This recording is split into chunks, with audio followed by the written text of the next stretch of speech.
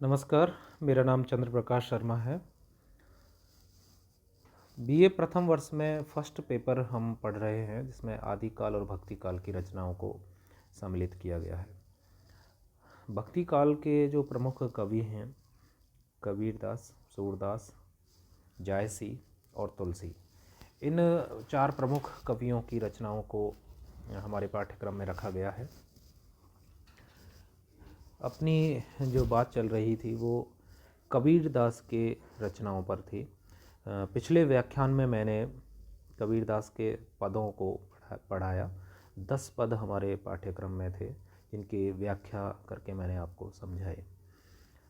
आज मैं जो आगे बढ़ कर के पढ़ाना चाहता हूँ वो हैं कबीरदास के पद। कबीरदास के पदों का हमें आज व्याख्यात्मक अध्ययन करना है, उनकी विवेचना करनी है।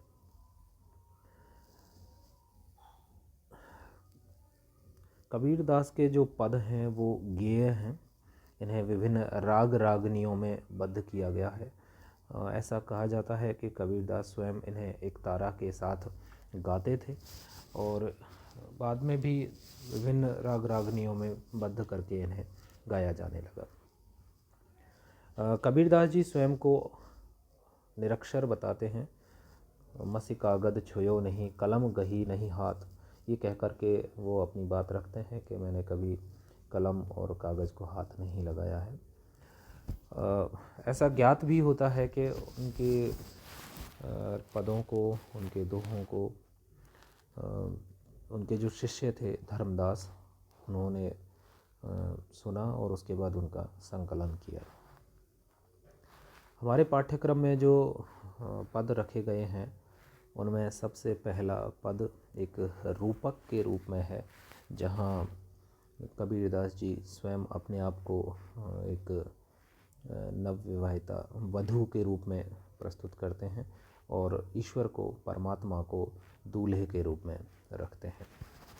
तो उस दुल्हन के रूप में स्वयं को मानते हुए वो किस प्रकार का रूपक बांधते हैं वो इस पद में बताया गया है। दुल्हनी गावहु मंगलाचार, हम घर आए हो राजा राम भरतार। तन रत करि मैं मन रत करि हूँ, पंच तत्व बाराती। राम देव मोरे पाहुने आए, मैं जो बन मैं माती। शरीर सरोवर वेदी करि हूँ, ब्रह्मा वेद उचार। राम देव संग भांवरी ले हूँ, धन धन भाग हमार। सुर 33 कौतिग आए, मुनिवर सहस 88। कहे कबीर हम ब्याहे चले हैं, पुरुष एक अविनाशी। ये पूरा पद है और जिसमें वो कहते हैं कि हे सखी सहेलियों मंगलाचार गाओ।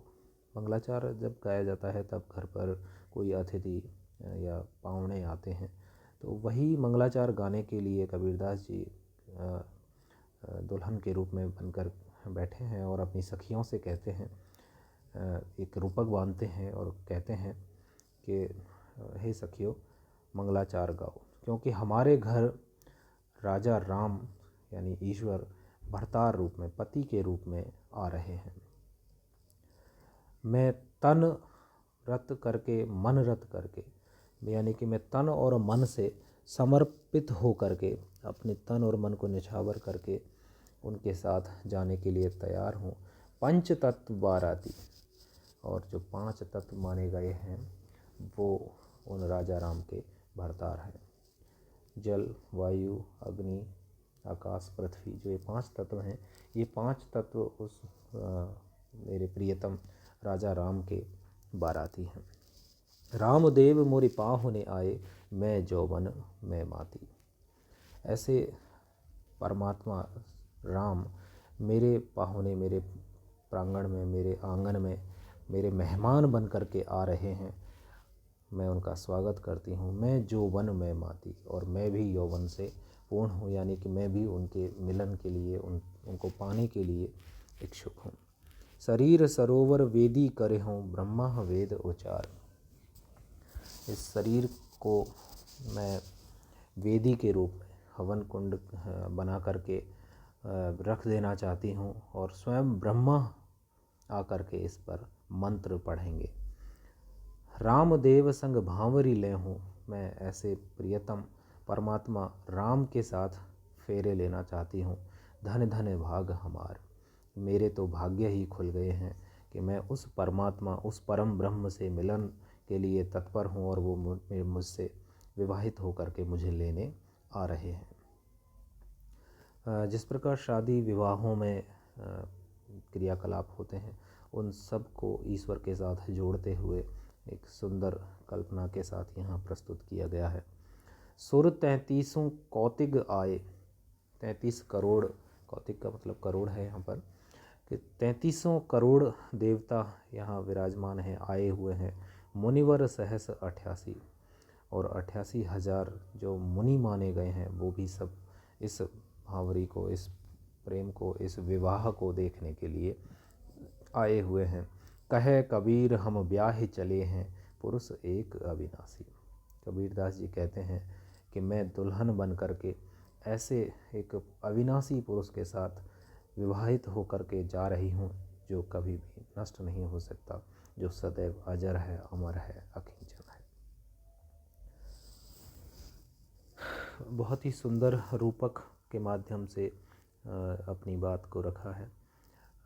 कबीरदास जी स्वयं को प्रेयसी, प्रेमिका या दुल्हन के रूप में प्रस्तुत करते हैं और ईश्वर को, परमात्मा को प्रेमी या नायक के रूप में रखते हैं।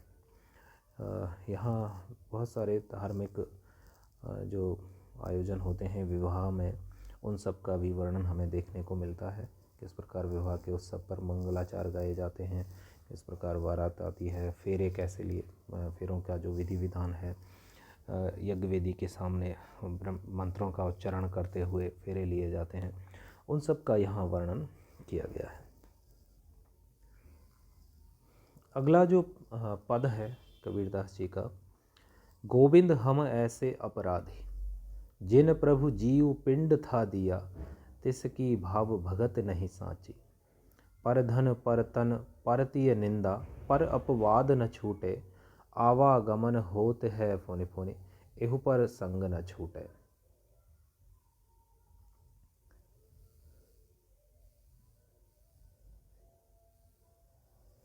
ये जो दूसरा पद है, उसी का दूसरा भाग आगे भी है।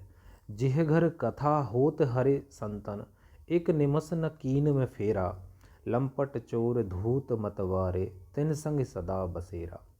दया धर्म ओ गुरु की सेवा, ऐसुपन तरि नाही, दीन दयाल कृपाल दमोदर, भगत बछलि भयहारी। कहत कबीर भीर जनि राखौ, हरि सेवा करऊँ तुम्हारी। ये काफ़ी बड़ा पद है, इसे दो टुकड़ों में हम इसकी व्याख्या को समझते हैं।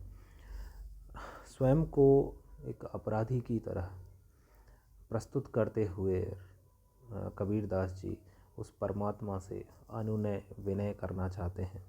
कहते हैं कि आपने हमारा जन्म इसलिए किया कि हम उसका कुछ उपयोग कर सकें, उस शरीर के माध्यम से हम भक्ति कर सकें, ईश्वर का आराधन कर सकें, सत संगति के रास्ते पर चल सकें।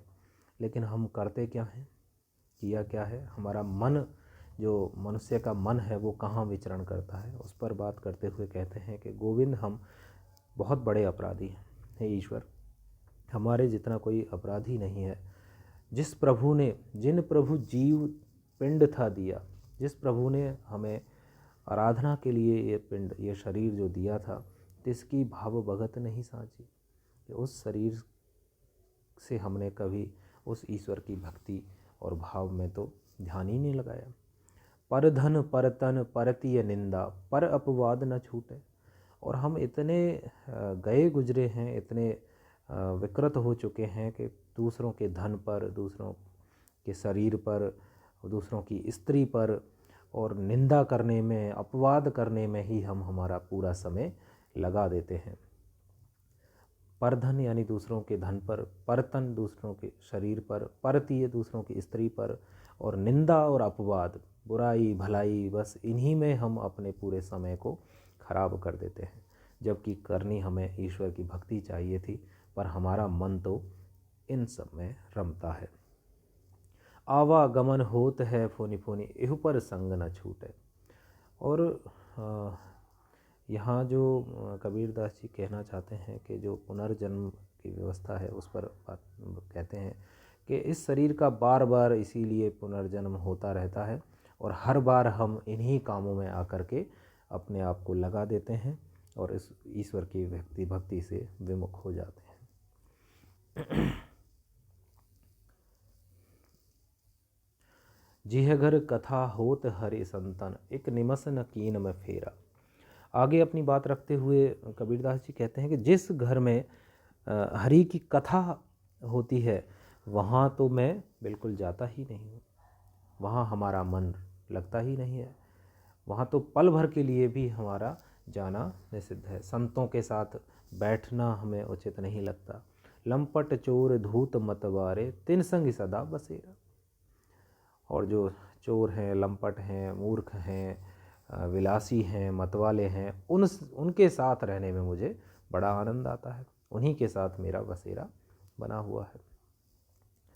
यानी कबीरदास जी इन शब्दों के माध्यम से उस स्थिति को बताना चाहते हैं कि समाज में व्यक्ति उस ईश्वर आराधना में, भक्ति में समय ना लगा करके फालतू के जितने भी काम हैं, जितनी भी व्याधियां हैं, उन सब से जुड़ा हुआ है।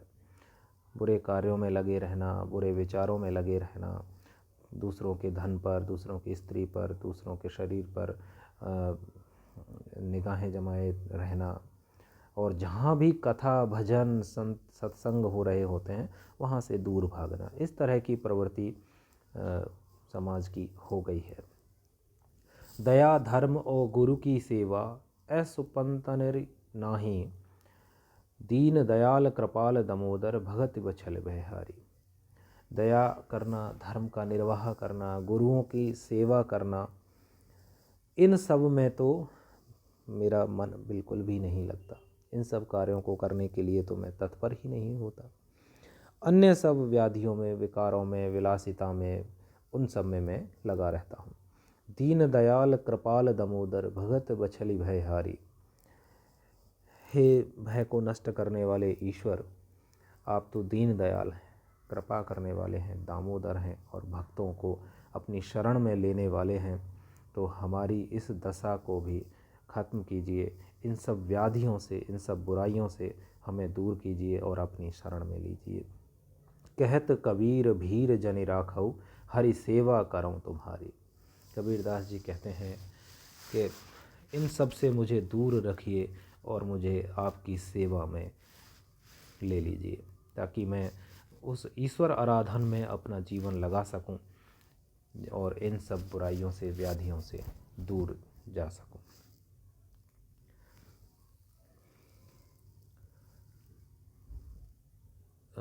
आगे के जो पद हैं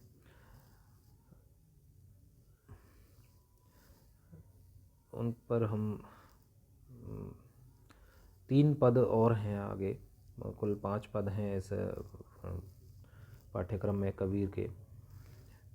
अगले जो 3 पद हैं उनको मैं अगले वीडियो के माध्यम से आपके सामने रखूँगा। धन्यवाद।